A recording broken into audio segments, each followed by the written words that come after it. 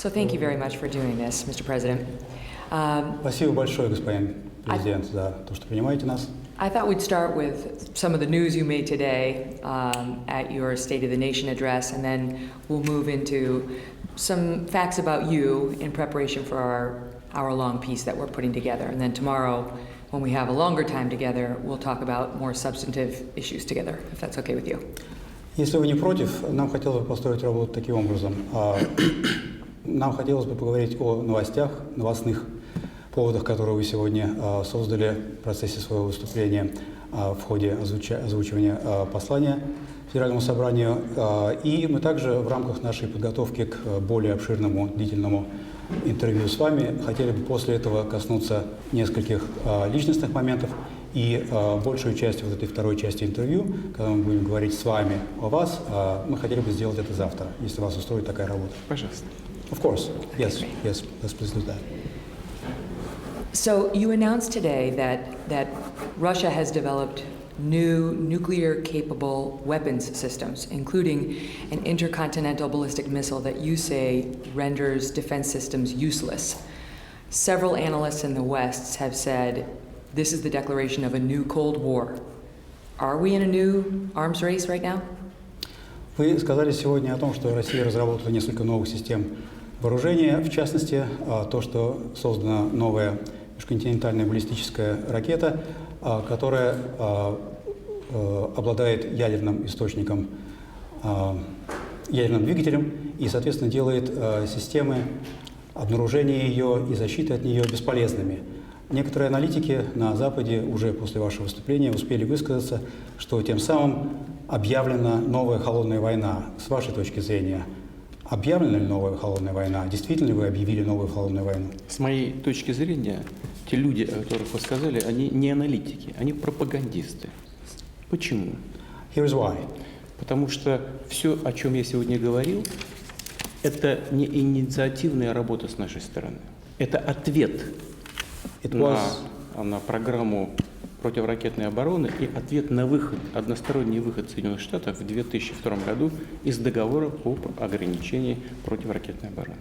И если говорить о гонке вооружений, то она началась именно в этот момент, в момент выхода Соединенных Штатов из этого договора.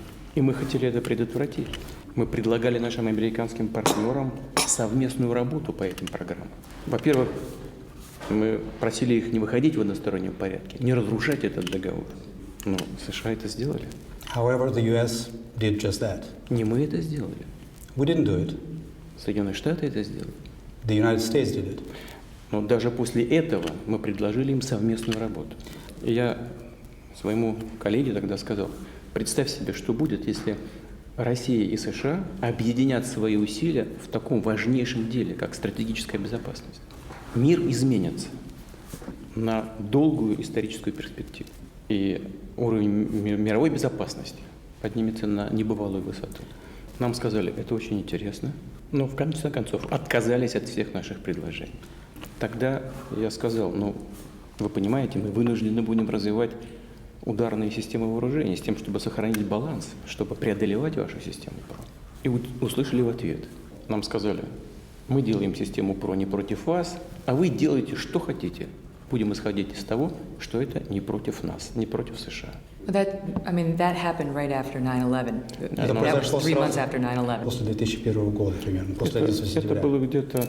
Нет, это было после выхода США из договора.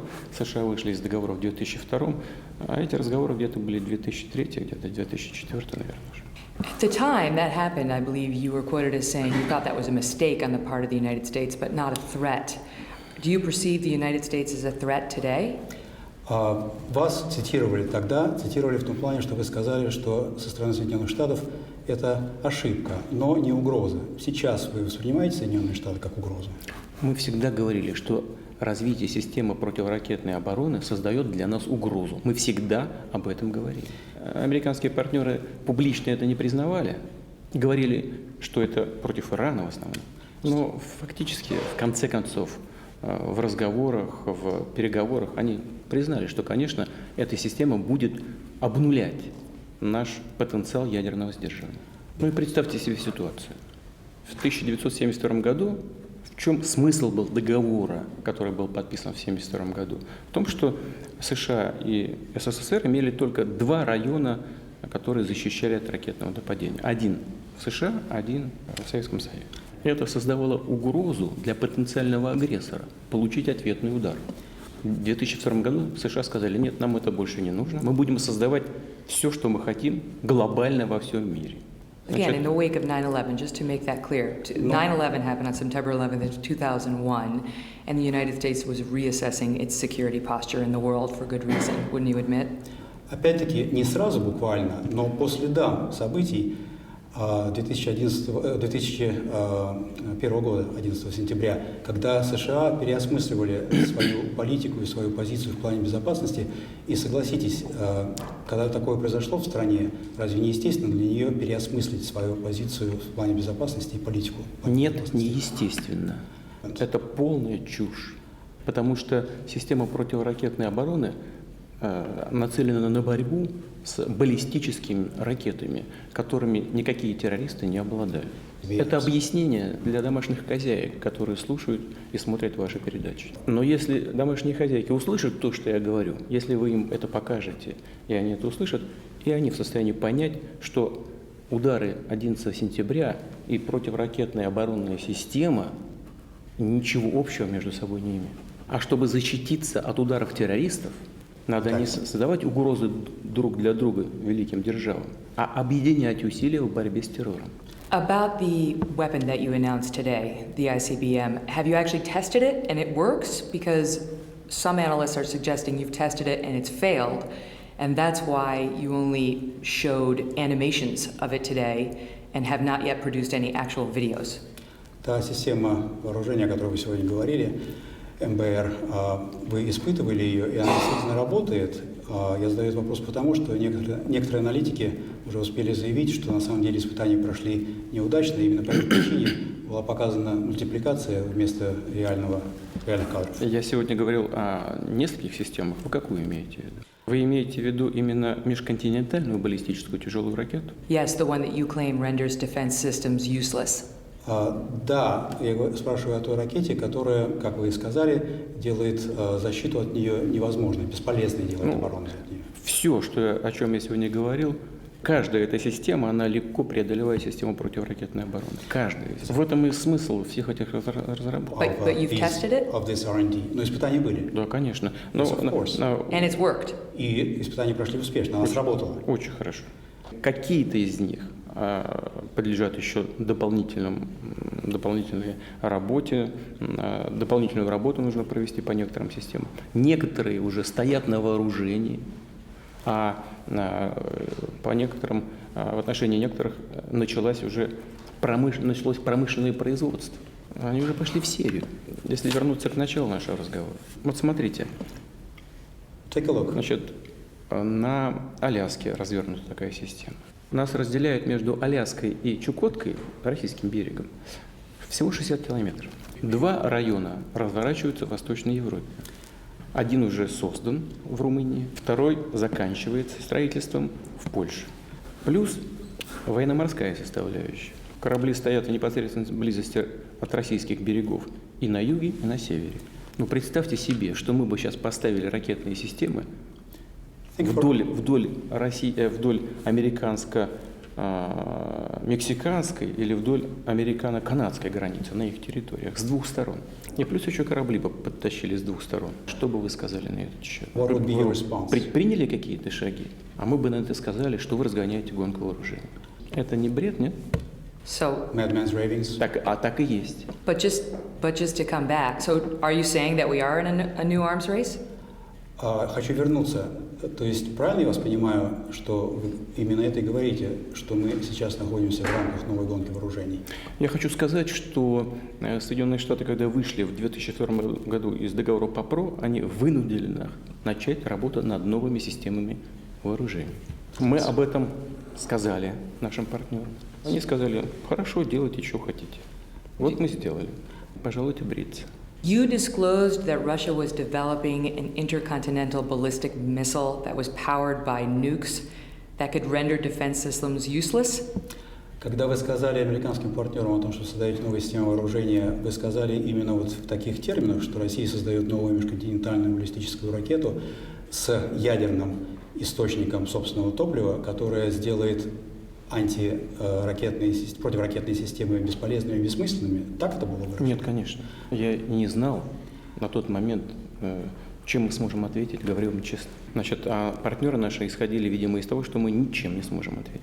Экономика находилась в тяжелом положении, оборонная промышленность, армия. Поэтому я думаю, что никому в голову не могло прийти, что мы за такой короткий срок можем сделать такой гигантский скачок вперед в развитии стратегических вооружений. Я думаю, что ЦРУ говорил, наверное, президенту Соединенных Штатов, ничего они не сделают, а Пентагон говорил, а мы сделаем мощную современную систему противоракетной обороны глобального характера. Ну вот и пошли вперед. Но я отвечу прямо на ваш вопрос. Я вам могу сказать, что было сказано нашим американским партнерам на тот момент, и что я лично говорил. And just to clarify, do you mean George W. Bush? Вы имеете в виду Джорджа Буша-младшего? Ну, кто был в 2002, 2003, 2004 году Who was президентом? president in 2002, 2003 and 2004? But did this happen continuously, or was it just during that time frame? Это продолжалось постоянно или только в течение этого периода временного 2 лет, который... На самом деле мы всю плешь проели, говорили об этом постоянно в течение 15 лет. И было дословно сказано следующее, почти дословно. Я сказал, что мы не будем сейчас развивать систему противоракетной обороны, как вы.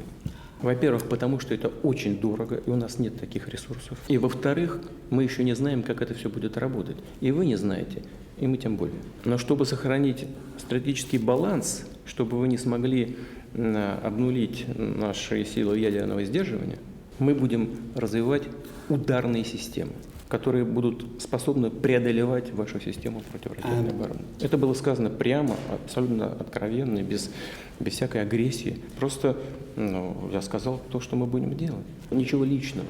В ответ на это мы услышали, мы делаем не против вас, а вы делаете, что хотите, мы будем исходить из того, что это не против нас, не против США.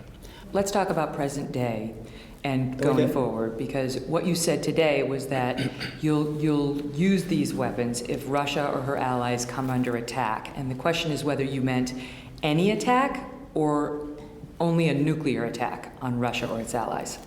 Давайте о сегодняшних днях поговорим и о будущем. Я услышал вопрос. Я еще хочу сказать, что в 2004 году, я сегодня об этом вспомнил, я на пресс-конференции сказал, что мы будем развивать, вот конкретную назвал систему ракетную, «Авангард» мы ее называем. Вот сейчас мы ее назвали «Авангард», но тогда я просто говорил, как она будет работать. Прямо сказал, даже сказал, как она работать будет. Но мы надеялись, что это хоть это услышат, попробуют с нами как-то обсудить это, поговорить на совместной работе. Нет, ничего, как будто ничего не слышали. Сокращение стратегических наступательных вооружений и система ПРО – это разные вещи. Мы будем сокращать число носителей, число боеголовок, согласно СНВ-3. То есть количество будет сокращаться с обеих сторон. Но при этом одна сторона, США, будут развивать антиракетные системы. И в конце концов наступит ситуация, когда все наши ядерные ракеты, весь ракетный потенциал России будет сведен к нулю. Поэтому мы всегда это связывали вместе. Всегда. Но так это было и в советско-американские времена. Это естественная вещь, это всем понятно. But it's your contention that the 4,000 nukes that Russia now has cannot penetrate the existing military defense system? Получается ли, так правильно я вас понимаю, что те 4000 ядерных единиц вооружений, которыми Россия располагает на данный момент, не могут преодолеть противоракетные системы США на данный момент? Могут. Сегодня могут. Но вы развиваете свои антиракетные системы. Дальность антиракет возрастает. Точность увеличивается. Это оружие совершенствуется. Поэтому нам нужно адекватно отвечать на это, чтобы мы могли преодолевать систему не только сегодня, но и завтра, когда у вас появится новое оружие. Well, that's why it would be a big deal if you really did have a nuclear-powered ICBM, which people are questioning whether you have a usable one right now. And when you said earlier that you have some that have tested positively and excellent, you said others have not. So, for the record, right now, do you have a workable ICBM that's powered by nukes that you've tested successfully?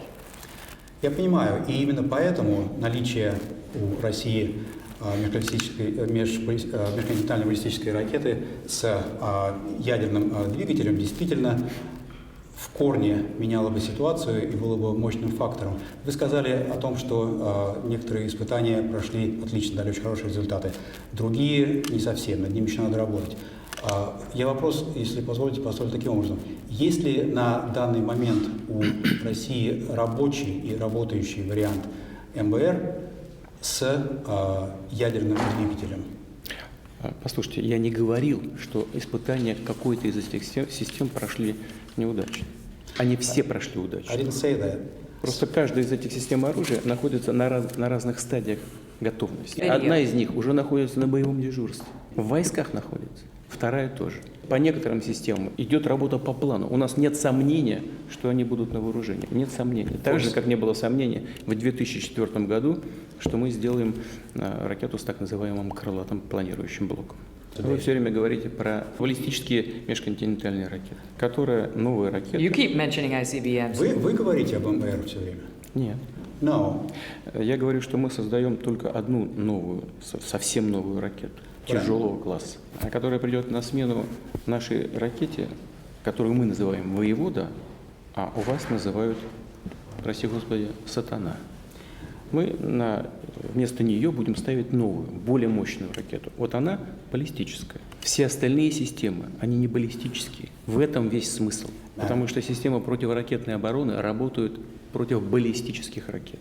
А мы создали целый набор нового стратегического оружия, которые не двигаются по баллистическим траекториям. И система противоракетной обороны против них бессильны. Это значит, что деньги налогоплательщиков США выброшены на ветер. But again, you say that you're going to use these weapons, these nuclear-powered weapons, if Russia or its allies come under attack. Any attack or only a nuclear one? Хочу вернуться к вопросу, который начала задавать. Вы сказали, что Россия использует эти системы против, в случае, если будет совершено нападение на Россию или на ее союзников и союзниц, нападение ядерное или любое? У нас два повода ответить с помощью наших сил ядерного сдерживания. Первое – это нападение с помощью ядерного оружия на нас или нападение на Российскую Федерацию с применением обычных вооружений, но в том случае, если создается угроза существованию государств. That's consistent with the existing Russian doctrine on use of nuclear weapons. Это соответствует нынешней действующей российской доктрине об использовании ядерного оружия? Совершенно точно два повода для ответа ядерного оружия. Are you interested in new talks to extend the new Strategic Arms Control Treaty?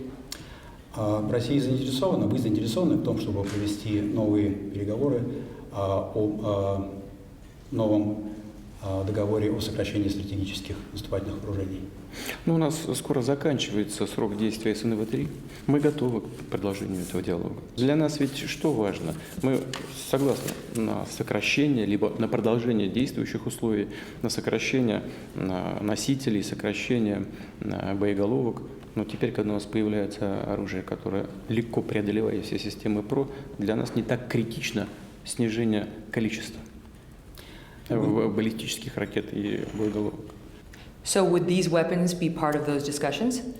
Эти новые системы, о которых вы говорили, они бы стали частью новых переговоров о сокращении стратегических вооружений? С той точки зрения, что и количество носителей, и количество боеголовок, которые на них могут быть размещены или будут размещаться, конечно, должны включаться в общий зачет.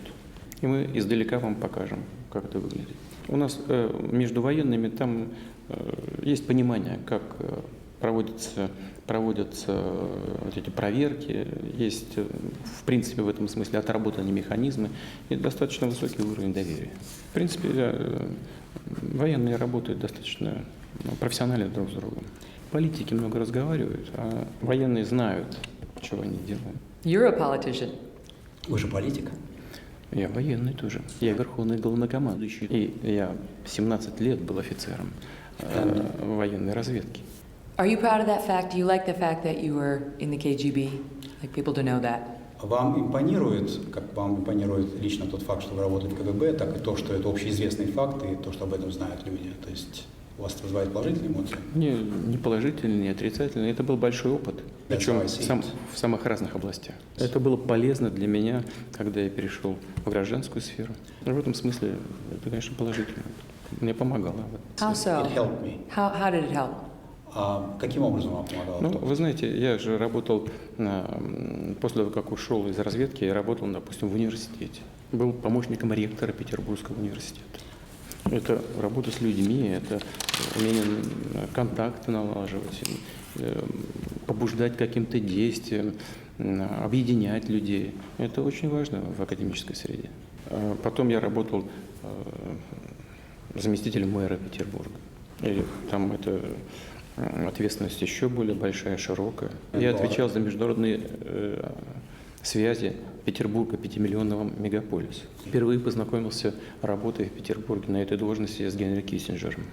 Все это помогало, конечно, в работе тогда, а потом вот уже дополнительно опыт помогал работать в Москве. Do you think it gives you an advantage over your adversaries and your allies? Как вы думаете, дает это вам преимущество, вам лично, над вашими как союзниками, так и соперниками, противниками, этот опыт? Мне трудно сказать. У меня нет другого опыта. Единственное, что я знаю, мои партнеры, главы государств, правительств, это исключительные, выдающиеся люди. Они прошли большую селекцию и отбор. И случайных людей на этом уровне не бывает. И каждый из них имеет свои преимущества перед другими. What about that? Because you've been in power for a long time here in Russia, poised to go into another term as president. You've had 4 American presidents come and go during that time. I'm wondering if you had a favorite, if there's one you liked more than the others. Такой вопрос. Вы уже долго находитесь во власти в России. На вашем веку уже сменилось 4 американских президента. И вопрос у меня такой.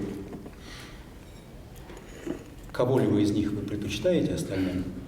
Это, вы меня простите, это не очень корректный вопрос. Каждый из моих партнеров хорош по-своему. Ну, и в целом у нас добрые отношения были, практически со всеми. И я с Биллом Клинтоном, он уже уходил с должности президента, но мы с ним еще несколько месяцев могли поработать вместе. Потом и с Бушем, и с Обамой. И вот сейчас меньше, конечно, но и вот с действующим президентом. Ну, у каждого есть нечто такое, что не может не вызывать уважения. При этом мы могли спорить, не соглашаться, и часто это происходит. У нас разные позиции по многим даже ключевым вопросам, но все-таки нам удалось как-то сохранять нормальные человеческие отношения. Если бы этого не было, было бы гораздо не только труднее, а гораздо хуже для всех. How important do you think it is to project strength as a president? Как вы думаете, насколько важно, будучи президентом, создавать впечатление силы, проецировать силу? Важно не создавать впечатление, а проявлять ее. И важно только еще и то, что мы понимаем под силой. Это не просто стучать кулаками, громко кричать. Я считаю, что сила имеет несколько измерений. Первое – это человек должен быть убежден в правоте того, что он делает. И второе – он должен быть готов идти до конца в достижении целей, которые перед собой ставит. I wonder this because one of the images that we see of you in the United States is without the shirt on the horse. What's that about? У меня в связи с этим вопрос возникает, вот когда время от времени случаются фотографии в западной прессе, в американской прессе, вас, скажем, скачущего на лошади, без рубашки. В этом есть какой-то смысл? Это зачем? Я отдыхаю. Есть ваши коллеги российские, есть интернет. Ну, так, чтобы совсем уж целенаправленно мы это не делаем. Берут то, что нравится. У меня очень много фотографий в рабочей обстановке, в бумагах, в кабинете, но это никому не интересно. Я видел You're фотографии. saying they like the shirtless photos. Вы хотите сказать, что людям нравится, когда вы сфотографированы без рубашки? Знаете, я видел фотографии свои, когда я скачу на медведе. Но я на медведе пока не скакал. Но фотографии такие есть. Now, what about you personally? Because your election's coming up in 2 weeks. You're 65 years old now. Most people would be slowing down a little in their lives. Do you see that for yourself at all in the future? Выборы, можно сказать, на носу, через 2 недели. Вам ни много ни мало 65 лет. Некоторые, может быть, даже многие люди в этом возрасте уже задумываются о том, чтобы немного сбавить обороты.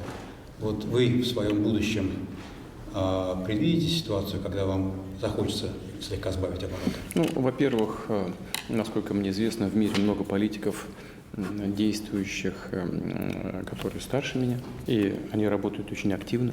Including in my country. В том числе и в моей стране. Не только в США, но и в других странах. В мире очень много таких. В Европе есть, и где угодно в мире. Но если человек приходит на первое место, он должен активно работать так, как будто это он делает в первый раз в своей жизни. Как первый и последний. Но есть Конституция. Я никогда Конституцию не нарушил. И никогда не менял Конституцию. Так что я буду работать в рамках основного закона России. Конечно, если избиратели дадут мне такую возможность работать еще один срок, буду работать, разумеется, вот с полной отдачей сил. Last question for tonight, because it's late. Последний, поскольку уже поздно вопрос на сегодня. What, and forgive me if this may be a long one, but what do you see as your greatest accomplishment as president? And what do you see as your biggest mistake? And what did you learn from it?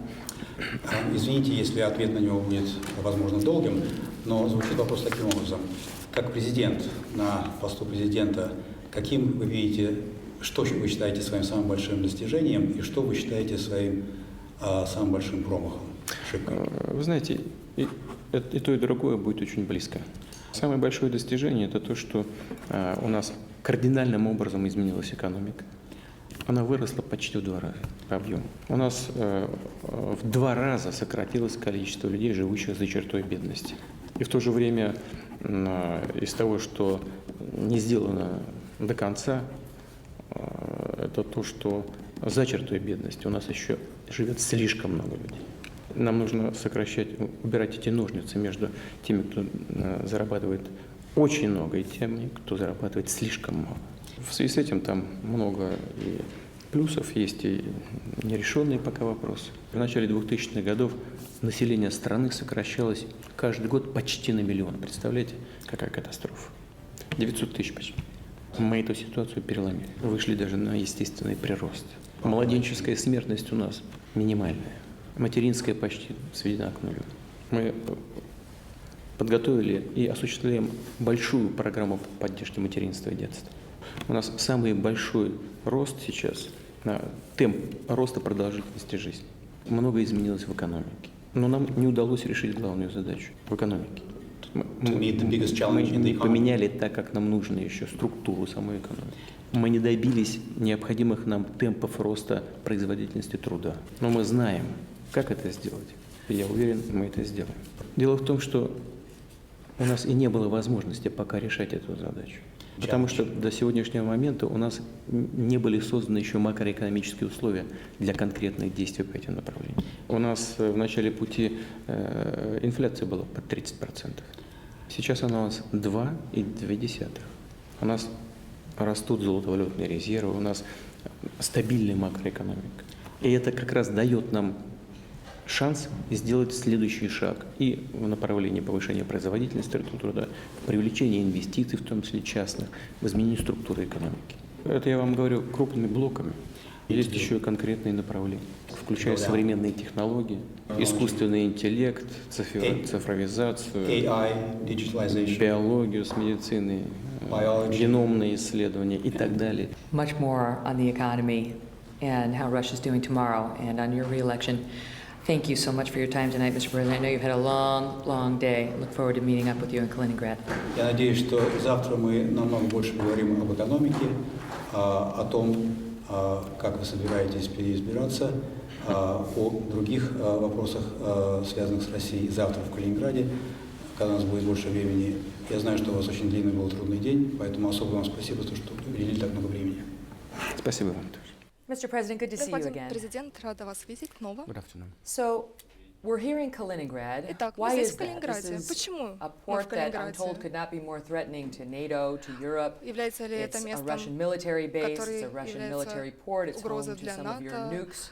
Are you trying to Это send a место message? расположения каких-то ядерных оружий? Таким образом пытаетесь дать какой-то сигнал кому-то? Итак, почему Калининград? Ну, потому что я регулярно езжу в регионы Российской Федерации. Это один из регионов, где тоже систематически появляюсь, бываю здесь. И на этот раз поводом была встреча региональных СМИ, которую они решили провести здесь. Не я решил провести эту встречу здесь, а они, ваши коллеги из региональных СМИ России. Ну а у меня была с ними договоренность, что я эти встречи один раз в год посещаю и встречаюсь с представителями региональной прессы. Поэтому я сегодня и приехал сюда. Это ничего не имеет общего с какими-то сигналами вовне. Это просто наша внутренняя, внутриполитическая работа. Understood. Понимаю. So the last time we met В прошлый раз, in когда мы June, встречались I в asked you июне, about the я conclusion спрашивала of вас our American о intelligence выводах, agencies that которые Russia сделали наши interfered in our presidential разведслужбы election. относительно You вмешательства told me that России there в was президентские nothing выборы. Вы specific in сказали these мне, reports. что в этих отчетах That if нет there's ничего anything особенного, specific, что you если said, бы then было there will что-то be something to конкретное, discuss. то тогда мы You могли бы told me, что-то as they used to say обсудить. in Вы the сказали мне, KGB, что addresses, houses, names. нужны Since явки, then, пароли, 13 имена. Russians С and того 3 момента Russian-owned companies have been indicted by были a special обвинены prosecutor 13 named Robert россиян, Mueller in the 3 United компании States в for рамках interfering in our election. доклада Мюллера за Evgeny вмешательство в Prigozhin выборы. and others Евгений running a Пригожин и cyber многие warfare другие, operation out of an которые office вели at кибервойну 55 из Savashkina своих Street, St. Petersburg, офисов Russia. в Санкт-Петербурге, в Addresses, России. houses, Есть names. конкретные So can we имена, have that явки, discussion now? пароли. Можем мы сейчас продолжить такие обсуждения, как вы считаете? Конечно, не просто можем. Мне кажется, что если эта тема продолжает вас волновать, то, наверное, мы должны даже поговорить на эту тему. Но если вы считаете, что вопрос уже задан, я готов на него ответить. Why would you allow an attack like this on the United States? Почему вы допустили такую нападку на США? А почему вы решили, что власти России, и я в том числе, кому-то разрешили это делать? Вы сейчас назвали ряд лиц. Кое-кто из них мне известен, кое-кто неизвестен. Но это просто физические лица. Они не представляют российскую власть. И если даже предположить, хотя я не уверен на 100%, делали ли они что-то во время президентской кампании в США или не делали, я просто об этом ничего не знаю. Но это не имеет ничего общего с позицией российского государства. Ведь речь шла о вмешательстве России, как российского государства, во внутренние политические дела Соединенных Штатов. Ничего с тех пор, как мы с вами разговаривали в последний раз в Петербурге, не изменилось. Появились какие-то фамилии, ну и что? С таким же успехом это могли быть фамилии каких-то американцев, которые, сидя здесь, вмешиваются в ваши собственные политические процессы. Это ничего не поменяло. But it wasn't Americans, it was Russians. Но это были не американцы, And это it были was русские. hundreds of people, a monthly Сотни budget of людей. 1.25 million Бюджет в to размере attack the 1,2 United миллиардов States долларов был направлен для того, чтобы совершить нападение по США в рамках кибервойны. Вы сейчас готовитесь к выборам. Должны ли русские люди тоже быть обеспокоены относительно того, что вы не знаете, что происходит у вас в стране, в вашем родном городе? Послушайте, мир очень большой и многообразный. У нас достаточно сложные отношения между Соединенными Штатами и Российской Федерацией. И часть наших людей имеет свое собственное мнение по поводу этих отношений и соответствующим образом реагирует на уровне правительства Российской Федерации, на уровне президента Российской Федерации. Никогда никакого вмешательства во внутренние политические процессы в Соединенных Штатах не было и нет. Вы мне назвали каких-то физических лиц и говорите, что они русские. Ну и что? А может быть, они, будучи русскими, работают на какую-то американскую компанию. Может быть, кто-то из них работал на кого-то из кандидатов.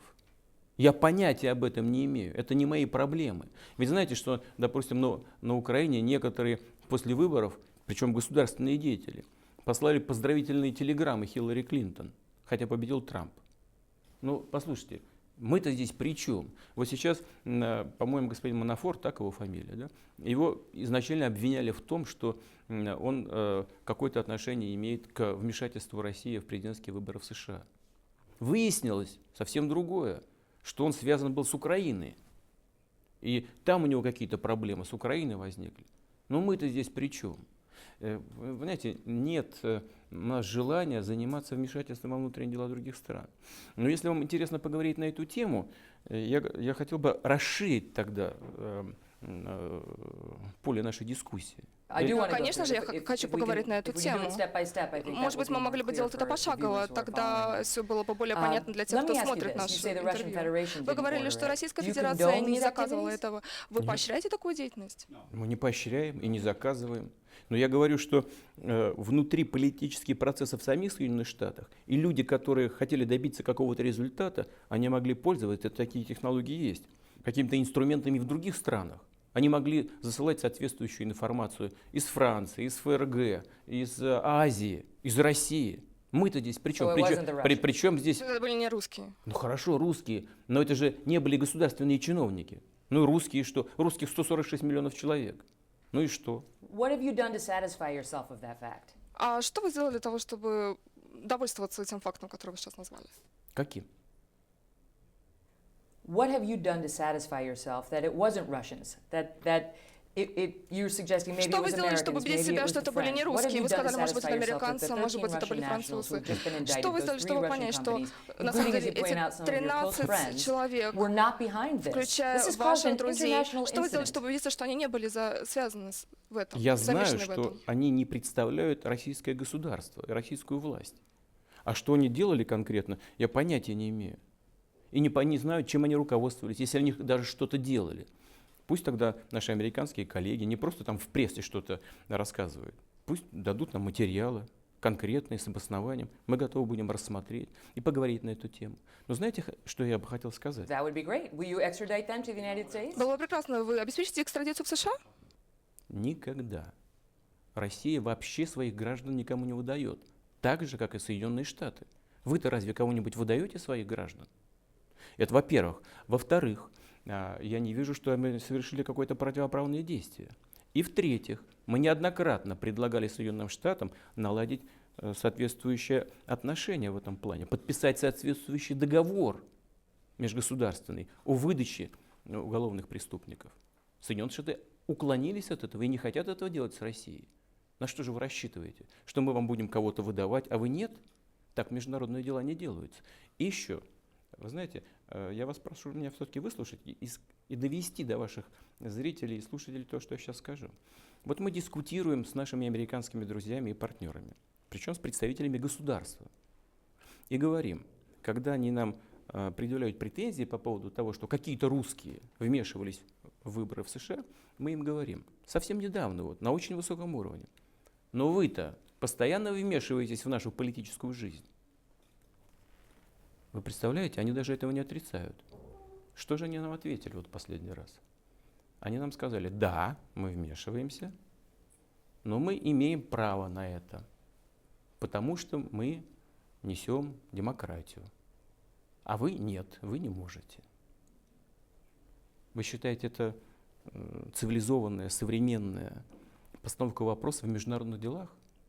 Вот когда-то, мы с вами вчера говорили о ядерном оружии, когда-то Соединенные Штаты и Советский Союз договорились, поняли, что дело идет к возможному взаимному уничтожению, и договорились о том, как себя вести в этой сфере. В сфере обеспечения безопасности при наличии средств массового уничтожения. Но давайте сейчас договоримся, как вести себя в киберсфере, которая раньше в в таком качестве и таком let me объеме, ask you таком about объеме не было. Позвольте мне задать следующий И вопрос. мы предложили Соединенным Штатам, нашим партнерам, еще при президентстве Обамы, давайте договоримся, как мы выстроим отношения, выработаем правила общие, понимаемые, и будем их придерживаться в киберпространстве. Значит, первая реакция администрации президента Обамы была отрицательная, а потом в конце, в самом уже конце его президентского срока, нам сказали, да, это интересно, давайте поговорим. Но опять все исчезло, куда-то в болото утонуло. Ну давайте договоримся об этом, мы же не против. Okay, so let me ask you. So Итак, you've stated explicitly you believe that Вы America четко interfered in сказали, Russian что elections, считаете, right? что Америка вмешивалась в выборы в России, правильно? Постоянно это делает. But Russia did not interfere in America's А election. Россия не вмешивалась в выборы в Америке. Нет. И не собирается этого делать. Это невозможно. Для нас это Why невозможно. not? Почему Why нет? not? Why wouldn't Почему you? нет? У нас возможно. Почему бы вы не стали это делать? Во-первых, у нас есть свои принципы, которые заключаются в том, что мы не позволяем вмешиваться в свои внутренние дела и не лезем в чужие. Это наш принцип. Первое. А второе, у нас нет такого количества инструментов. Come on. Нет, Ладно. не Come можем. on. Нет, не You можем. Может told me быть. just yesterday. Вы You told me только just вчера мне yesterday, говорили. because we were amping up our missile defense systems. Вы You had to наращиваете, respond in вы говорили, kind что with США increased развивают nuclear ПРО, вы technology. Now you отвечаете want me to ядерным believe оружием, а that we теперь attacked your вы говорите Russian мне, что elections, мы and you say вмешиваемся в выборы в России, а we're вы gonna take говорите, the high ну мы road. не будем этого делать, мы будем преследовать, Это не следовать ракетное жестким моральным принципам. оружие. Это совсем другая сфера деятельности. Это во-первых. Во-вторых, у нас нет таких инструментов. cyber warfare. Кибервойна. Это абсолютно другая деятельность.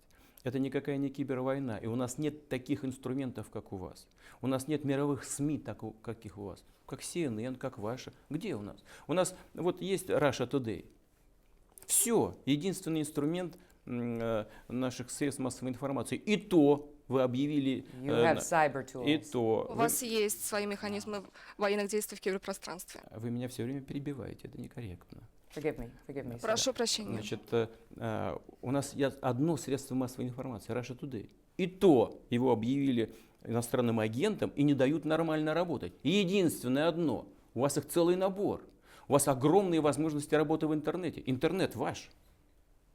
Все средства управления интернетом в руках Соединенных Штатов. И все инструменты находятся на территории США управления этим киберпространством. Но разве можно сравнивать? Это невозможно просто. Но давайте договоримся о правилах поведения в этом киберпространстве. Вы же отказываетесь. David and Goliath. Дэвид и Голиаф. The Mueller Давид и indictment is Голиаф. very specific about what the Russians were doing. There Итак, is a specific email, a есть damning email that is cited конкретное therein письмо, by a who которое appears to have been направила caught женщина, red-handed. She says as которая follows: стукали "We с had a поличным, slight она crisis говорит, у here нас at work. The небольшая проблема на FBI работе, busted our activity. ФБР Not a застукали joke. нас, я не шучу. So I got preoccupied with Поэтому я covering пыталась tracks замести together with the colleagues. следы I вместе с created all these коллегами. pictures and Я posts, and the создала все Americans эти believed that it was фотографии, written by their опубликовала все people. эти And посты, now чтобы you want to sit американцы here and say you don't верили, что have это the были tools to их do люди. it, И that теперь вы we мне have сейчас the сидите и market говорите, on что у вас cyber есть никаких interference. инструментов, That's и just not что true. в США целый рынок киберинструментов, а это просто неправда. Я даже сейчас не понимаю, о чем вы говорите. Вы понимаете, это какая-то ерунда. У вас же в Конгрессе проводили анализ объема информации, которая поступал в интернет из каких-то российских источников.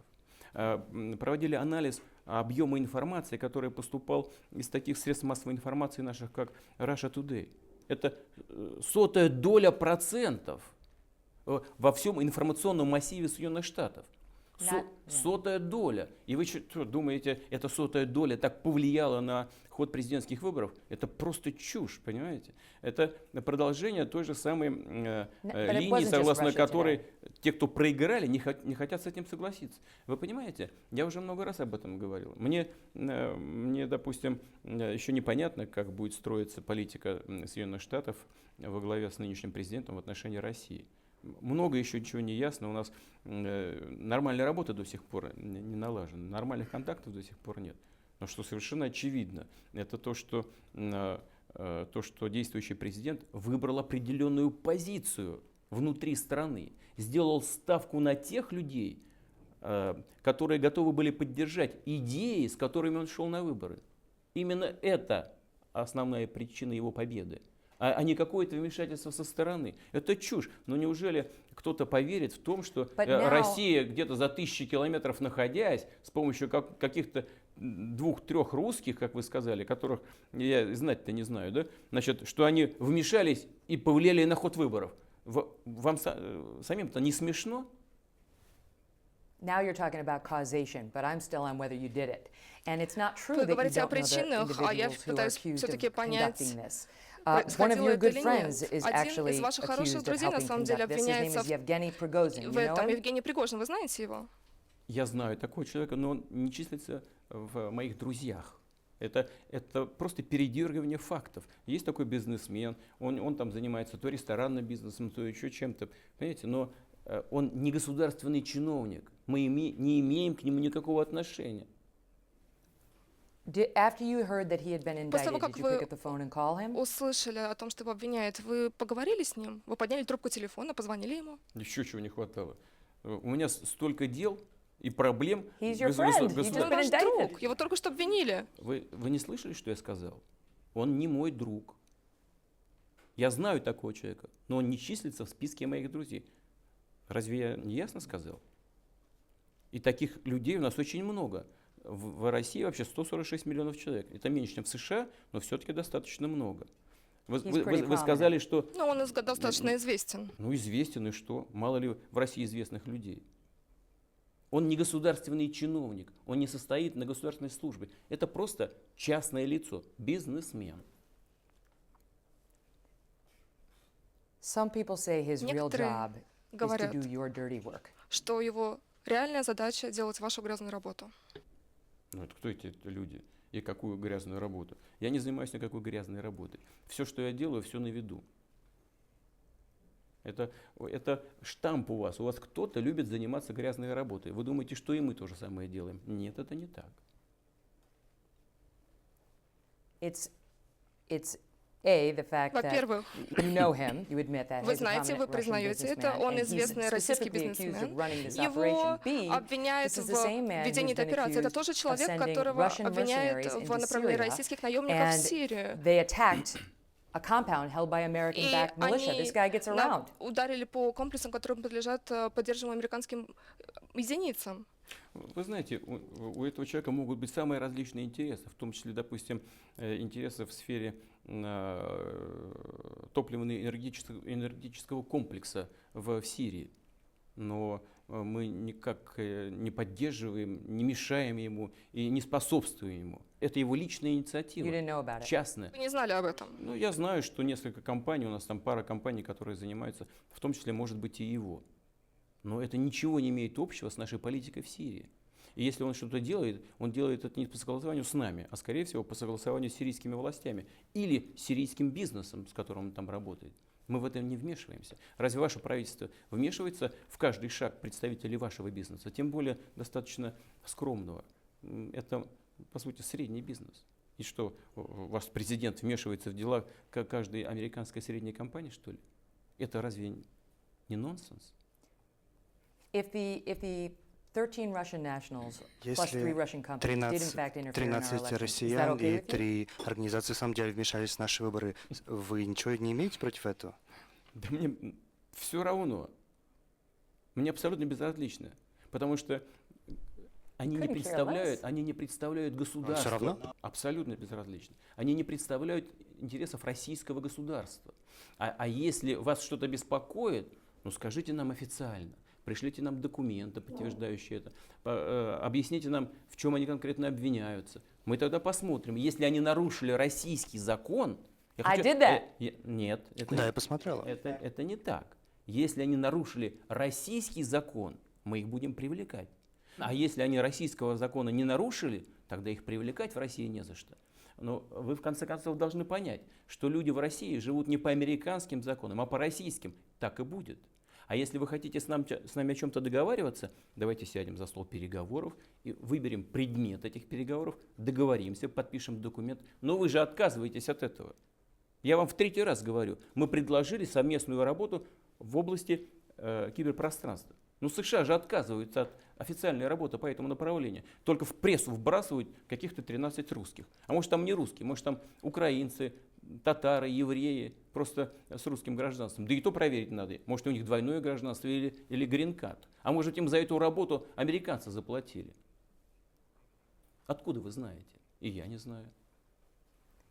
Well, I'll give you one piece of evidence. Andrei По крайней мере, Krutskik одно is an свидетельство есть. advisor Андрей to the Круцких Kremlin when it — это comes to cyber советник issues. And in a Кремля по speech вопросам to an information security киберпространства. forum in February И of когда в феврале 2016, he reportedly 2016 said, года он quote, выступал на форуме по информационной I'm warning безопасности, you. он, We're я on the цитирую, verge of сказал: having something «Я in the information предупреждаю arena вас, which will мы allow сейчас us to talk to находимся the на Americans as пороге equals». того What do you think he с meant? момента, когда мы будем Because it на равных certainly говорить с sounds американцами like в a информационном threat пространстве. right Что он имел в before an виду? election Потому hack. что это звучит как угроза прямо перед тем, как были взломаны выборы. Мне кажется иногда, что вы шутите. Потому что, No, I'm deadly serious. Кто-то, Нет, я говорю совершенно всерьез. какой-то человек сказал о своем отношении к нашим контактам и работе в определенной сфере с нашими зарубежными партнерами, в данном случае США. Да я понятия не имею, что он сказал. Вы у него и спросите тогда, что он имел в виду. Неужели вы думаете, что я контролирую все, что... He's an advisor to the Kremlin. Ну и Он что? On советник cyber. администрации Да у нас по кибервопросам. У нас 2000 сотрудников администрации. 2000. Неужели вы думаете, что я каждого контролирую? Вон Песков сидит напротив, мой пресс-секретарь. Он несет иногда такую пургу. Я сама смотрю по телевизору, думаю, чего он там рассказывает, кто ему это поручил. Но вы понимаете, я понятия не имею, что он сказал. Но вы у него спросите. Вы думаете, что я должен комментировать все, что говорят сотрудники там, администрации либо правительства? Что ли? У меня своя работа. I think when it comes to Я our думаю, two что когда countries, речь you заходит know о двух exactly what's наших going on. странах, вы And this прекрасно is Russia's- знаете, что it is. происходит. И сейчас это The heads of our российская US проблема. intelligence agencies just Проблема testified to в Congress том, that что Russia- только что перед Russia Конгрессом poses the выступили biggest наши threat главы in the world to разведслужб, и они American говорят о security, том, что greater Россия — than это ISIS. крупнейшая You can't угроза get the безопасности sanctions США в lifted. мире, больше, The чем ИГИЛ. relationship Вы between не our можете two добиться countries is отмены nearly санкций non-existent сейчас. right now. Практически Didn't не this существует отношения между interference, нашими whether you knew or you странами. didn't know Разве about это it, вмешательство, знали вы о нем или backfired нет, against Russia? не оказалось ударом обратным по России? Да слушайте, вы все преувеличиваете. Я так же, как не знаю, что кто-то у нас чего-то сказал, и не собираюсь комментировать эти высказывания, также не отслеживаю, что у вас там в Конгрессе происходит. Мне интересно, что у нас в Государственной Думе происходит.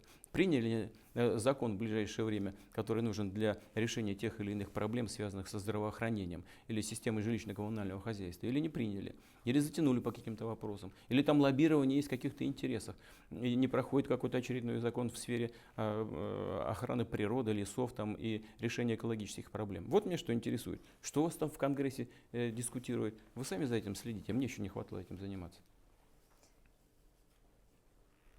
You know that the sanctions haven't been lifted. Знаете, что You know санкции that the не были relationship отменены. Вы between знаете, our что two- отношения you know между that the нашими relationship between our two двумя countries странами is сейчас at not an находятся all-time low, пусть but не на it's getting исторической there. низкой And this is отметке, in но part очень the близки reason. к ней. And so И Russian отчасти interference in именно the American поэтому election российское is вмешательство important. в американские выборы — это плохо. Послушайте, санкции совершенно не связаны с каким-то мифическим вмешательством в выборы США со стороны России. Санкции связаны с совсем другим, с желанием остановить развитие России, сдержать Россию. Вот эта политика сдерживания России, она проводится уже десятками лет, время от времени. Сейчас опять к ней вернулись. Это неверная политика. Она наносит вред не только российско-американским отношениям, но и американскому бизнесу, потому что дает возможность освободить площадку для конкурентов американского бизнеса на нашем рынке. Вот мы с вами были в Санкт-Петербурге на экономическом форуме. Самая большая делегация представителей бизнеса была из США. Но люди хотят с нами работать, а им не дают. Их сдерживают, чтобы Россию сдержать. Ну вот сдерживали, в том числе для того, чтобы не дать возможности развиваться нашей оборонной промышленности. Ну вот вчера мы с вами обсуждали. Получилось что-нибудь? Нет, не получилось. Сдержать Россию не удалось. И не удастся никогда. Это просто, вы знаете, покушение со средствами, которыми... In cyber, can we contain Russia in cyber А в warfare? киберпространстве мы можем сдержать Россию? Я думаю, что Россию нигде невозможно сдержать. Но надо это понять. Но послушайте, вы Северную Корею не можете сдержать. Ну о чем вы говорите? И зачем это делать? Вот зачем друг друга сдерживать, нападать, подозревать в чем-то? Мы предлагаем сотрудничать. That's Вот my мой question to вопрос you. вам. That's my Как раз question to you. почему вы Why would you постоянно interfere in our вмешиваетесь election в time and наши time again? выборы? And why Или wouldn't you, for почему that бы вы matter? не стали Let me этого put it to делать? you that Позвольте way. задать You've следующим spent образом a day вопрос. in В Moscow and now here Санкт-Петербурге, in в Москве, Kaliningrad здесь, в telling me that Калининграде вы America has потратили почти все interfered наше in время, Russia's говоря о том, electoral что process. США And вмешиваются that в a выборные robust процессы в cyber России, warfare и arsenal. что And yet you want us to у believe that you России did not deploy it. Do мощный you understand how арсенал implausible средств that в seems, sir? кибервойне, и вы говорите в то же время, что вы не вмешивались. Вам не кажется это неправдоподобным? Мне абсолютно не кажется это неправдоподобным, потому что у нас нет цели вмешательства. Мы не видим, какой цели мы можем добиться, если мы будем вмешиваться. Цели нет. Ну, допустим, мы поставили перед собой цель вмешаться. Просто так, ради процесса, что ли? Цель-то какая? Значит, я же вам... Creating chaos. Для That's того, the чтобы goal. посеять хаос. Такова цель. Послушайте меня. Вот недавно президент Трамп сказал очень правильную вещь. Он сказал, что если Россия ставила перед собой цель посеять хаос, то она вот этого добилась. Но это произошло не из-за нашего вмешательства, а из-за вашей политической системы, внутренней борьбы, неразберихи и противоречий. Россия здесь совершенно ни при чем. Абсолютно. Мы не имеем к этому никакого отношения. У себя разберитесь сначала. А вот такая постановка вопроса, о которой я сказал, что вы имеете право вмешиваться везде, потому что вы несете кругом демократию, а мы нет, она и порождает конфликты. Надо с уважением относиться к партнерам, и тогда будут с уважением относиться к вам. Однажды вы сказали, господин президент, что вы считали, что вмешательство в наши выборы было осуществлено некоторыми патриотически настроенными россиянами. И, конечно, люди зададут следующий вопрос: а вы патриотически настроенный российский гражданин? Я президент Российской Федерации. И в мои конституционные обязанности входит решение целого ряда вопросов по защите интересов России. Когда я говорил о людях, которые патриотически настроены, я имел в виду, что на фоне ухудшающихся российско-американских отношений можно себе представить, что люди пользуются киберпространством, могут выражать свою точку зрения, свое мнение, в том числе в мировой сети. Конечно, могут. А разве можем мы это запретить? Но мы это не контролируем, и самое главное, что мы этим не управляем. Это не позиция российского государства, я сразу вам об этом говорю. Вы не можете, российские разведслужбы не могут понять, кто это делает, и вы не можете положить этому конец, узнав об этом. Может быть, если бы мы занялись этим целенаправленно, мы, наверное, бы выявили этих людей, если они существуют. Но у нас такой цели нет, и задачи. Мы вам предлагаем официальные переговоры, вы отказываетесь. И что вы хотите? Чтобы мы по щелчку там, из Конгресса начали здесь бегать и какие-то расследования проводить?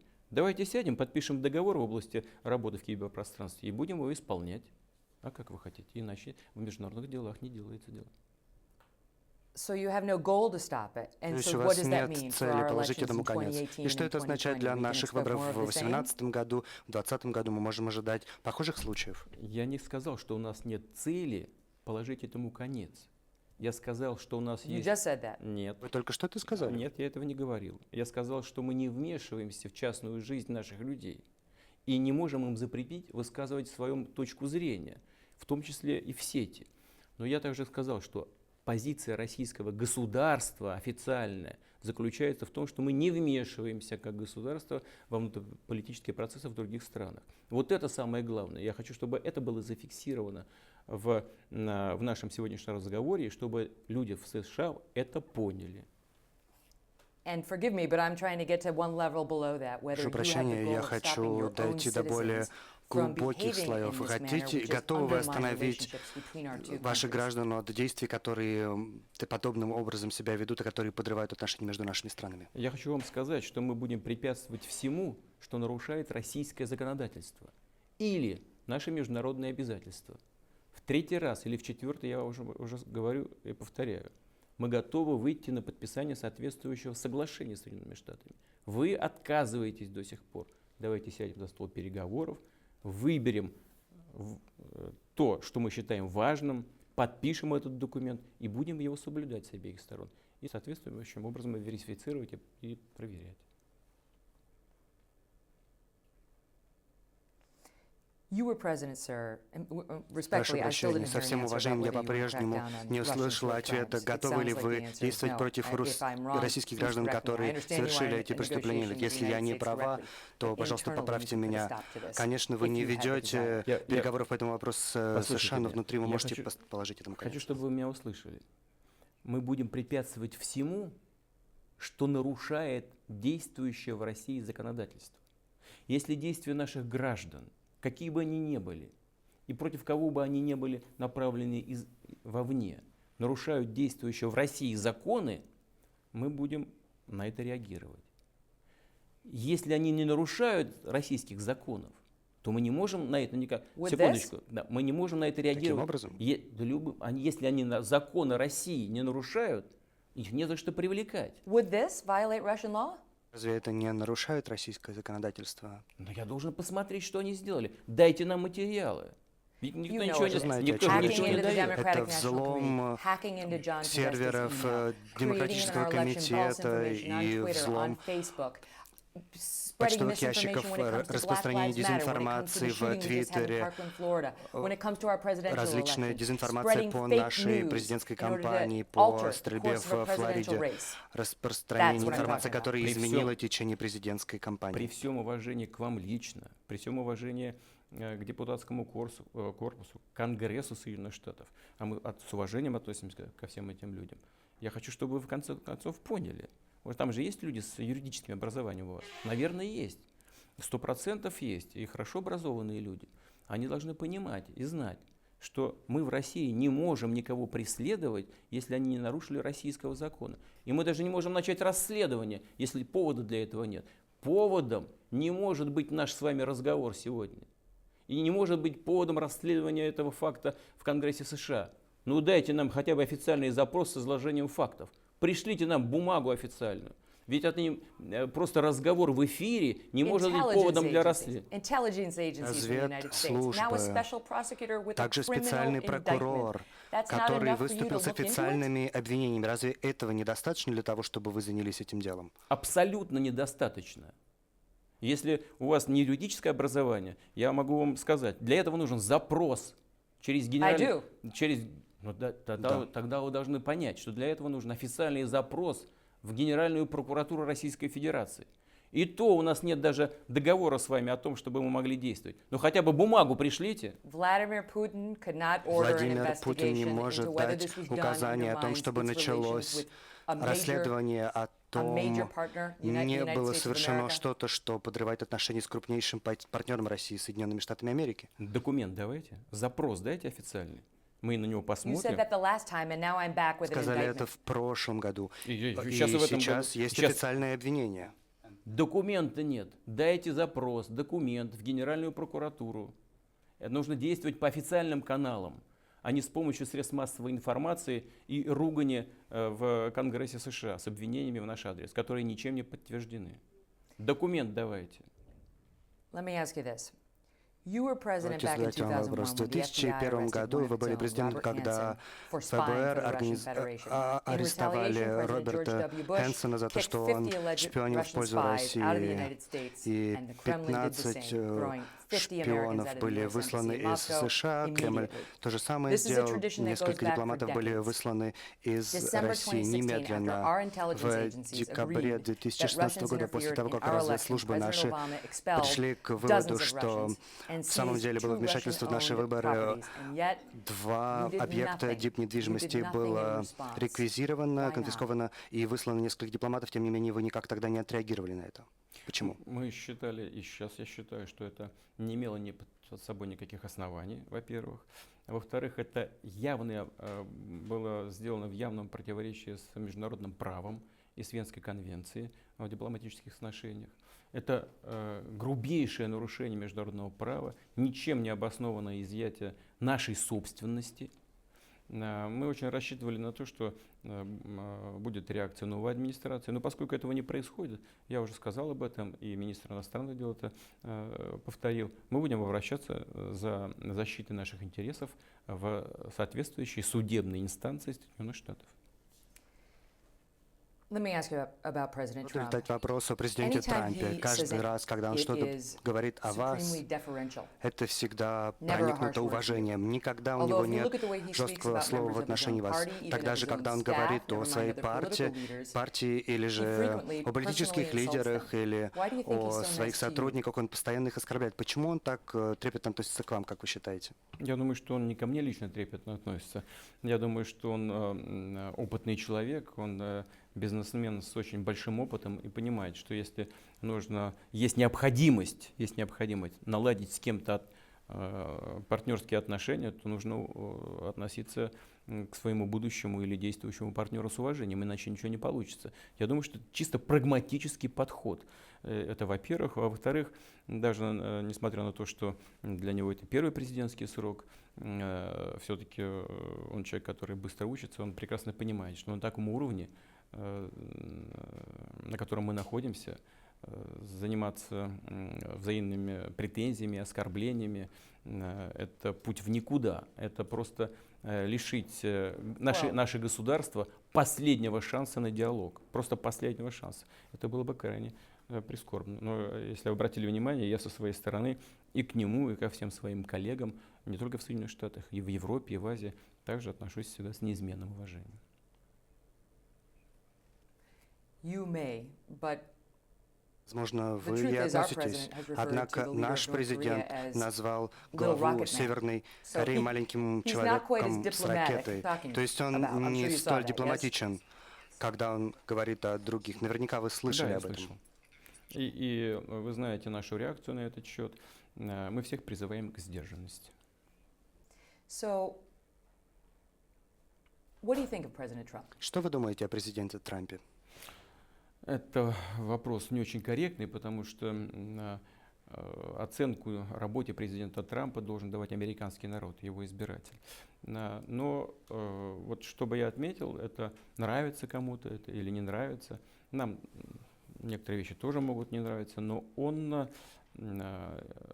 все-таки делает все возможное для исполнения тех предвыборных обещаний, которые он давал американскому народу. Ну что же, он последователен в этом смысле, и думаю, что на самом деле это единственный правильный способ подтвердить свое уважение тех людей, которые за него проголосовали. He's praised your leadership. Он Is he an восхвалял effective leader? ваши лидерские качества. Является ли он эффективным лидером? Ну, повторяю, это американский народ должен определить. Но у него ярко выраженные лидерские качества, конечно, присутствуют. Потому что он берет на себя ответственность при принятии решений. Нравятся эти, повторяю, решения кому-то или нет, но все-таки это делает. Это, безусловно, признак наличия этих лидерских качеств. Do you ever read his tweets? Читаете вы вообще когда-нибудь его твиты? Нет, Do you ever tweet? Вы когда-нибудь публикуете твиты? нет. Why not? Почему нет? У меня есть другие средства выразить свою точку зрения или провести какое-то решение.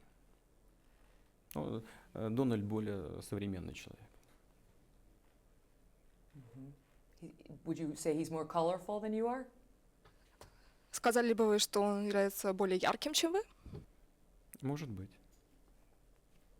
Let me ask you one question going back to the election Возвращаясь к interference вмешательству в issue. выборы.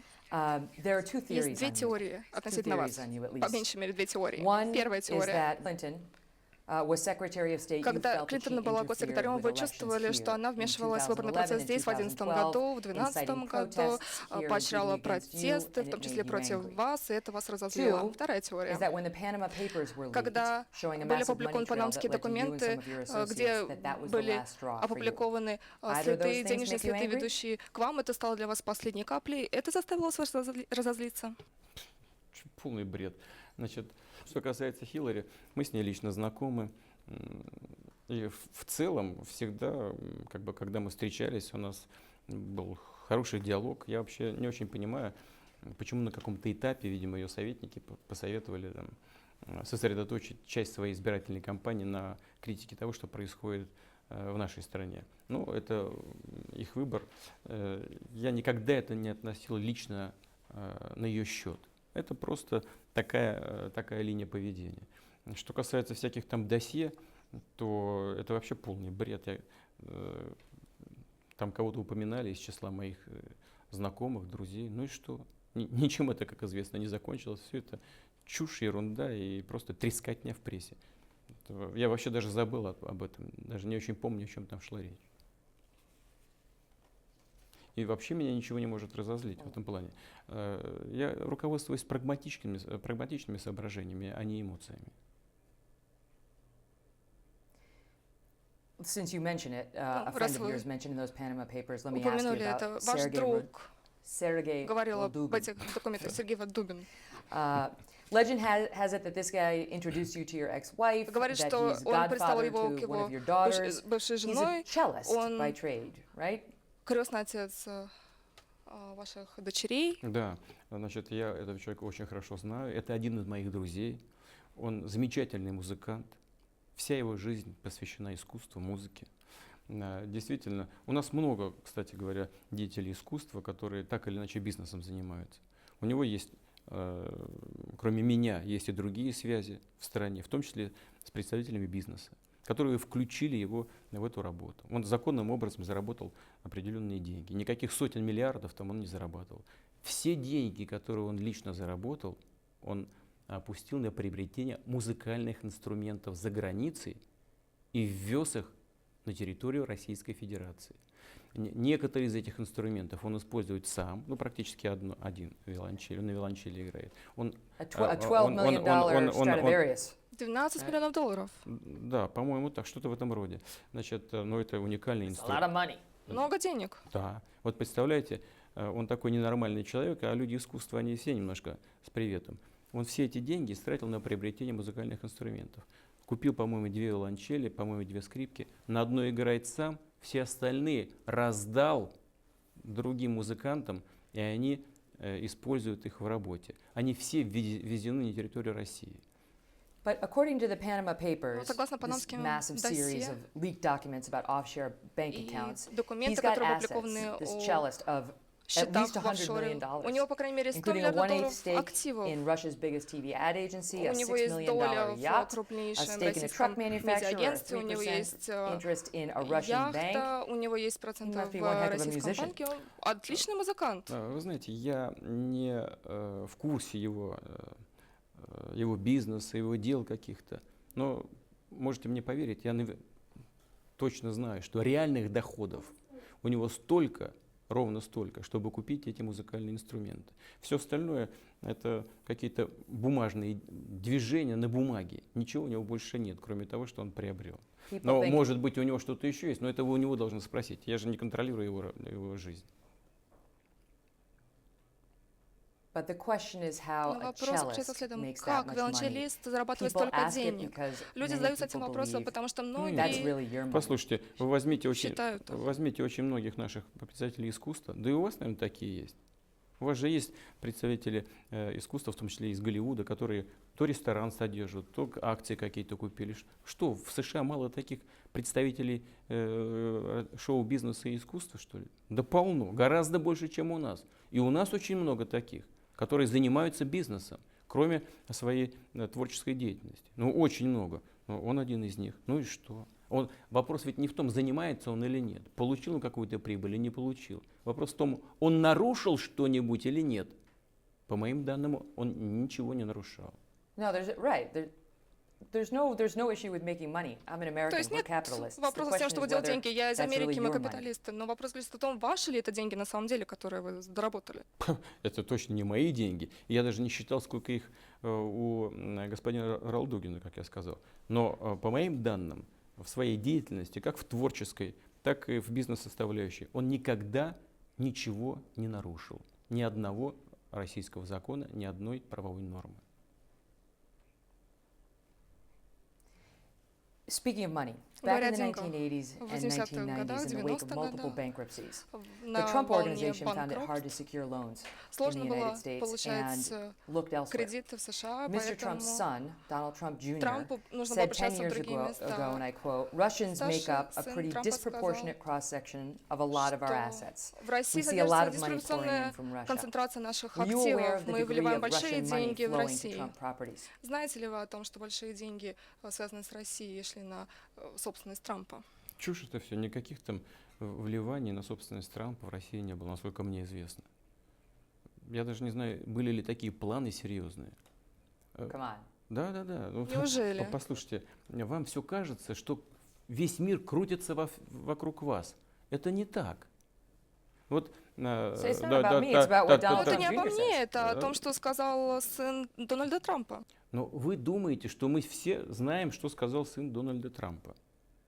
Но не так это, понимаете? Вот Дональд приезжал сюда, в Россию, когда еще не был даже кандидатом. Я даже не знаю, что он приезжал. Ну, то есть, задним числом я об этом узнал, мне сказали, вот он, оказывается, был в России. Да понятия не имею, что он был в России. Что сказал его сын по этому поводу, я тоже понятия не имею.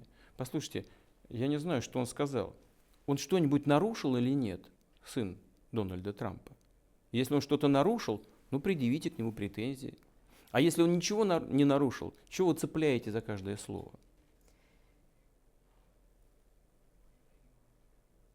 Years ago, before Donald За Trump год до ran того, for как president, he Дональд said Трамп he knew хотел you стать and президентом, that он he говорил, spoke with что you он a знал lot. вас, он много говорил Нет, с вами. Это я с правда? ним не был знаком никогда. До его президентства, до того, как он выдвинул свою кандидатуру, Before he ran. Да, до того, как он выдвинул свою кандидатуру. нет, мы не были с ним знакомы. Никогда с ним даже не разговаривали, ни по телефону, никак.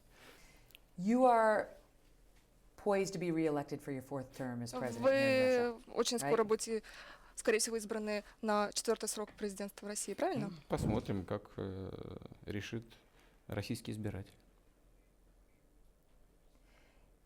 How does somebody like Vladimir Putin, Как who's кто-то as вроде popular as Владимира you are here Путина, in который Russia, столь популярен в feel России, any как threat вы, from Navalny? I мог бы realize he's почувствовать хоть gotten in какую-то legal угрозу trouble, от but couldn't you Навального. Я pardon this понимаю, что guy он попал and let в him серьезную mount a meaningful беду, challenge to но you? могли бы вы стать с ним партнером и позволить ему стать вызовом для вас?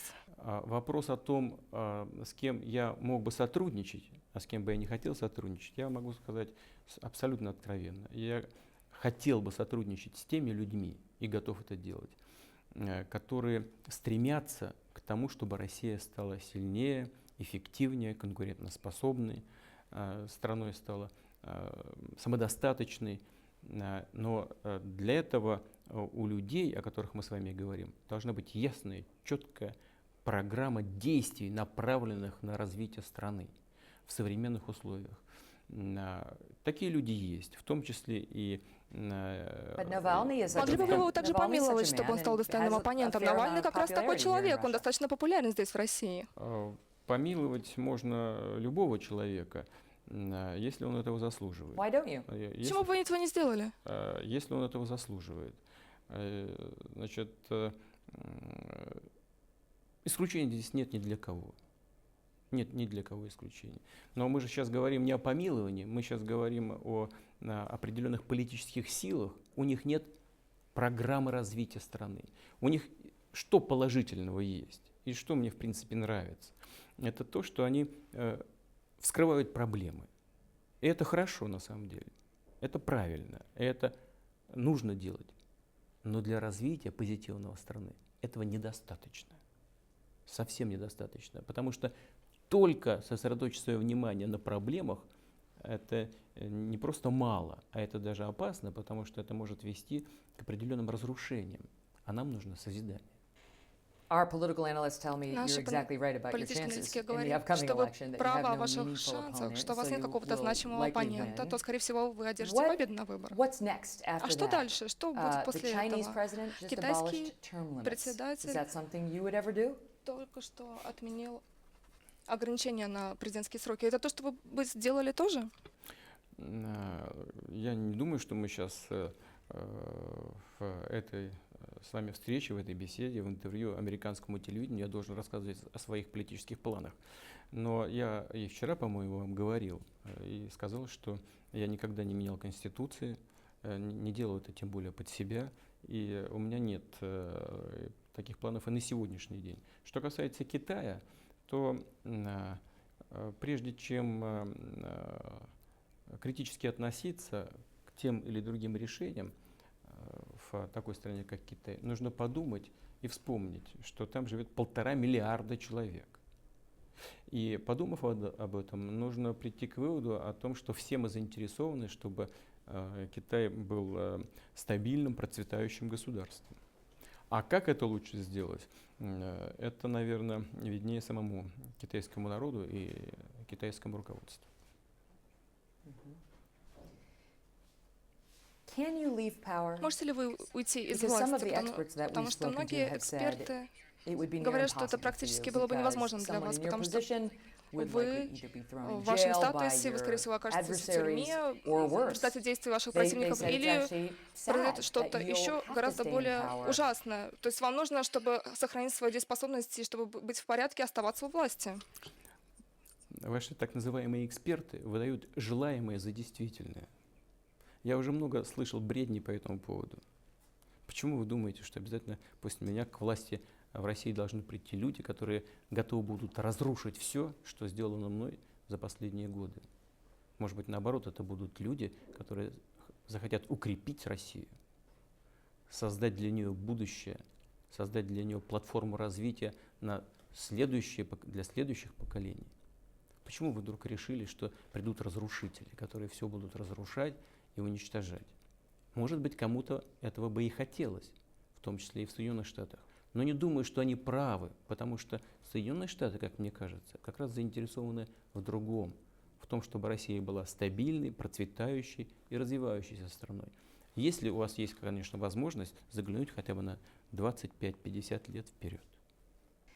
Have you groomed a successor? Is there anyone in mind? Присмотрели ли вы какого-нибудь последователя? Есть ли у вас кто-то уже на уме? Я с 2000 года об этом думаю. Но думать не вредно. В конечном итоге выбор все равно будет за российским народом. Все равно, симпатизирую я кому-то или наоборот, мне кто-то не нравится. Кандидаты придут на выборы, и в конечном итоге окончательное решение примут граждане Российской Федерации. Let me ask you a bit about Syria. Позвольте мне задать вам вопрос о Do you Сирии. believe the chemical weapons Как вы attacks in считаете, Syria что are нападение fake с news? использованием химического оружия в Сирии — это ложные новости, дезинформация? Конечно. Значит, во-первых, правительство Сирии давно уничтожило химическое оружие. Во-вторых, мы знаем о планах боевиков инсценировать применение химического оружия со стороны сирийской армии. А в-третьих, это все попытки, которые неоднократно в недалеком прошлом имели место. Вот эти обвинения, использование это как предлог для консолидации усилий в борьбе с Асадом. Нам это все хорошо известно, понятно и даже неинтересно. Так и хочется сказать, скучно, девочки.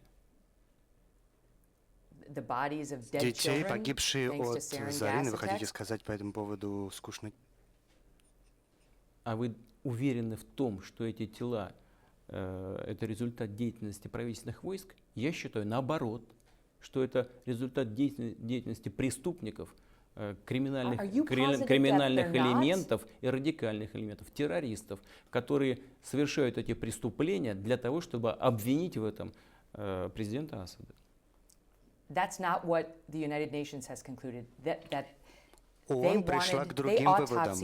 Они провели вскрытие тел детей погибших, и ваш министр иностранных дел говорит, что все это было придумано. Вы тоже считаете, что все это было придумано? Конечно, абсолютно уверен в этом даже. Ведь там не было никакого серьезного расследования. There were no dead bodies. И не было мертвых тел. Может быть, мертвые тела и были, что случается на войне. Вы посмотрите-ка, как брали Мосул. Сравняли все с землей там. А посмотрите, как брали Раку. До сих пор из руин еще не достали тела и не похоронили. Вам не хочется об этом вспомнить?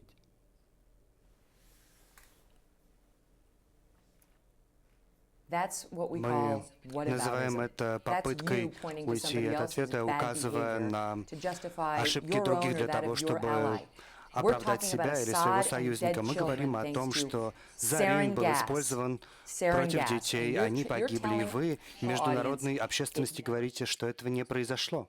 Послушайте, для того, чтобы быть уверенным в этом, нужно провести тщательное расследование с выездом на место, со сбором доказательств. Ничего этого сделано не было. Давайте сделаем. Let's do it. Давайте сделаем это. They wanted to Они хотели провести investigate расследование. the helicopters. Они хотели Len wanted to изучить go and check out the вертолеты. helicopters Он that were хотел on также site, направить and своих Russia said инспекторов no. на этих Russia вертолетов, said которые no. находились там, но Россия Why? сказала нет. Почему же Россия сказала нет? Ничего подобного не было. Россия не говорила «нет». Россия выступает за полноценное расследование. И если вы этого не знаете, пожалуйста, услышьте это от меня. Это неправда. Мы никогда не были против объективного расследования. Это ложь. Это обман. Такой же, как и сотрясание пробиркой с якобы имеющимся оружием массового уничтожения в Ираке, которое было подсунуто ЦРУ своему министру иностранных дел, и который потом за это извинился. Но страну уже разрушили. И это такой же фейк, такой же вброс, который не имеет под собой серьезных оснований. Для того, чтобы эти основания были серьезными, надо провести расследование. Мы за это расследование.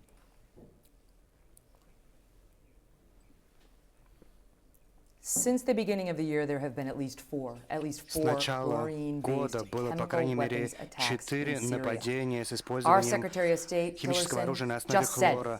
Секретарь США Тиллерсон только что заявил о том, что это ответственность России, потому что вы ранее обещали о том, что вы положите конец и предотвратите подобные химические нападения в Сирии. Что вы ответите на это? Я скажу, что мы не имеем к этому никакого отношения, и мы требуем полноценного расследования.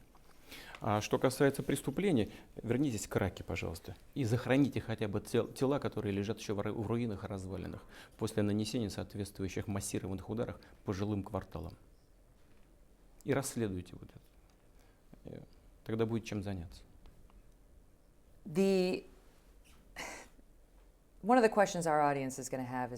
Один из вопросов, который возникнет у наших зрителей, как мы найдем дорогу назад? Как мы вернемся к тому, чтобы эти великие нации были настроены менее враждебно друг к другу, чтобы они были более союзниками? Вы согласны, что сейчас это не так, что мы не союзники? К сожалению, нет. Но не мы же записали вас во враги. Вы приняли решение на уровне парламента, на уровне Конгресса, записали Россию в число врагов. Зачем вы это сделали? Мы, что ли, ввели санкции в отношении Соединенных Штатов? Это США ввели санкции в отношении нас. Мы что ли... Знаете почему? Нет, я не знаю. Я могу вам тогда другой вопрос. А зачем вы способствовали государственному перевороту на Украине? Ну зачем вы это сделали? Вы прямо публично признали, что истратили на это миллиарды долларов. Публично же ваши официальные лица об этом сказали. Зачем поддерживать госперевороты? Вооруженную борьбу поддерживать на территории других стран? Зачем вы поставили ракетные системы вдоль наших границ? Послушайте, давайте сядем спокойненько и поговорим и разберемся. Вот мне кажется, что действующий президент этого хочет, но определенные силы не дают этому сделать. Мы-то к этому готовы. По любому вопросу. И по ракетной проблематике, и по киберпространству, и по борьбе с терроризмом. В любую секунду. Но надо, чтобы была готова американская сторона. Но когда-нибудь, наверное, общественное мнение Соединенных Штатов подтолкнет, наверное, политическую элиту к началу этого процесса. Как только наши партнеры будут готовы, в эту же секунду, пожалуйста. Прежде чем мы закончим наше интервью, какое наследие вы надеетесь оставить после себя? Я просто уверен, что Россия приобретет дополнительную мощную динамику развития, будет устойчивой, сбалансированной демократией, с хорошими перспективами использования последних достижений технологической революции. Мы будем и дальше работать над совершенствованием нашей политической системы, судебной системы. И все это вместе, уверен, будет укреплять единство Российской Федерации, единство нашего народа и создаст перспективы для уверенного движения вперед на длительную историческую перспективу. Mr. President, thank you very much for having us here. Президент, спасибо большое за это интервью.